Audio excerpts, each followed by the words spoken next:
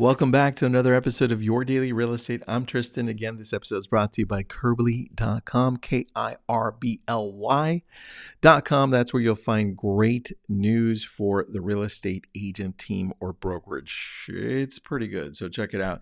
Now, let's talk about a big hack that I've used over the last, I don't know how long, but it really helps me learn and digest what I read quicker. I want you to apply this because it is a hack, and I learned it by accident while I was in law school, trying to read books and then trying to keep a lot of what I was learning. I stumbled into it outside then by doing this. Pay attention. It's really easy. It might not be as cost effective as normal, but it works so damn well. Pick a book, any book. And I usually pick a self-help book or a learning book. And I look at it on Amazon. And I take a look and I say, great, is there a Kindle edition? And there usually is something that I can read along. The next question I ask myself is there an Audible version? And no, my book, Real Estate Prospecting, is not on Audible yet, but I promise it will be. So the hack won't work on my book. But when you find now the Kindle version, the Audible version, you would want to get both of those together. And if you want to get a hardcover as well, or an actual book, you can do that well and follow along there. But here's the gist of it. You now start listening to the book that you chose on Audible at I usually do 2x speed, maybe 2.1, maybe 2.2 speed, depending on who is speaking or who's narrating the book on Audible. And then I open up the Audible book. And in some cases, if you bought both of them, the Kindle book, right now that you have the Audible and the Kindle book, when you open it up, it allows you to listen to the Audible version simultaneously. And it highlights what it's reading, and it turns the page automatically.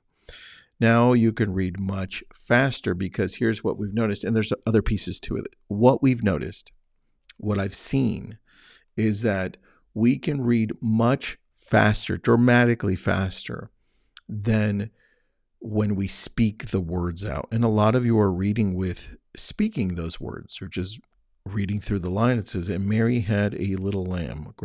Got it. But if you're just hearing it by Audible and you're reading it on your Kindle, it goes by so fast. And now here's the piece that allows you to keep a lot of what you're learning. There are pieces to this. As you're reading this book on Kindle and it's reading it to you because you're listening to it on Audible on 2x speed, now you listen to it much faster. And then you're highlighting the sections that are important to you. And there are four highlight options. And use these because there's reasoning behind it. Yellow is for a quote that I want to either reuse, something valuable that I thought was important. Just in general, a quote of the book. I'm like, oh, that's a good one to remember. That's a good one to use. Yellow. Red. Red is a story. Red is a story in the book. Maybe the author said, hey, you know what? Magellan did this and this, and this is the lesson to learn. And he crossed this. I'm like, oh, that's a good story and a lesson. I'm going to highlight that in red, because now I'm able to, if I remember that story, tell it again in another fashion, either to a client or when I'm speaking in red, or I want to just retain it. Then there's blue. Blue, I highlight anything that's researched. So you'll find that in a lot of the books that you read, they'll bring up like 5 out of 10 people die of a heart attack because of this reason. Oh, that's research. And it says so because there was a study on Harvard. Great, blue. Any research is blue. And then the last color you have as an option here is, and this is on your Kindle, is orange. And orange is something that I need to think deeper on, or that I need to apply to my business, to my life. And so you'll find the books that I read, most of them have like orange, and I put in the notes, right? Because you can click on the highlighted section and then add notes and type them in. So as I'm reading, or as I'm being read to, and I'm kind of speed reading there, I stop and I highlight. I put in the notes and then I move on, keep going.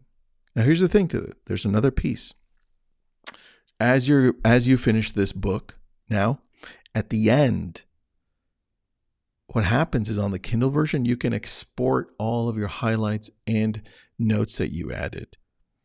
You can export them to a Google Doc, you can export them anywhere, right? I export them to Notion, and then I rearrange them there. But what you can do is you can create a Google Doc for all the books that you've read and the notes that you have. Now you can go through those notes from Kindle, review it, and get maybe the 5 to 10 most important things that encompass the idea of that book.